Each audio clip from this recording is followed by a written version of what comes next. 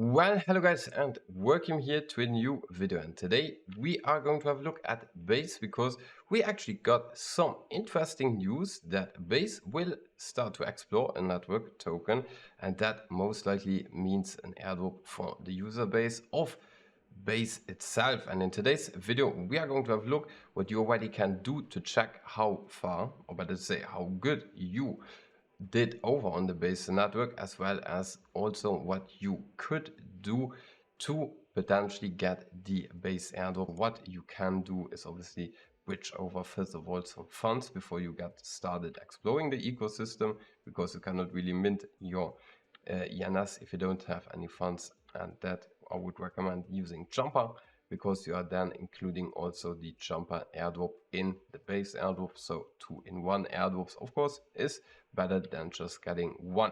And if you are bridging here with Jumper, you are going to receive experience, and once the funds are over on the Base network, you obviously can then start exploring how to get an ENS. Where I got my name for my ENS, and here for example you can just put in Crypto Cloud TV, which now is no longer available to get because it's registered, but I would just put in one and then it would be available. You then see how much it would cost you, and then you also can set it as a primary name, but I'm not going to do it because I already have a name. But this again is really helpful if you are just getting started to establish your footprint on chain. Again, what can you also do is explore different protocols that potentially also, in this case, give an airdrop, confirm, and do various activity, for example, as holding their stablecoin, or even go ahead and purchase the RLP token. And I'm just picking Resolve here as an example. This goes for all the protocols. This is just like a reference, because the end goal is to get a lot of transactions as well as unique contract interactions. And the best way to do it is to use a network organic. And if you, for example, select 5 or 6 airdrops that you want to farm, you are participating there with daily activities. In no time you will have the same amount of transactions that we have accumulated, because that's how I have been doing my farming over on Base. I just have been using the network as an organic network, and that's how I was able to actually get the transaction. The same is for Airdrop. For example, I'm using this as a reference for a decentralized exchange. There's again multiple out there, so pick the one you like.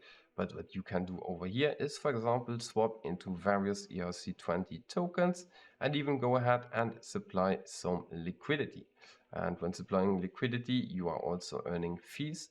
So in the meantime that you are waiting on your Base airdrop, you at least can earn some money by providing fees. Again, there's also lending platforms, there's NFTs, there's a lot that you can explore on Base. Like, it's one of the biggest layer 2s, at least in my opinion, and also regarding the TVL.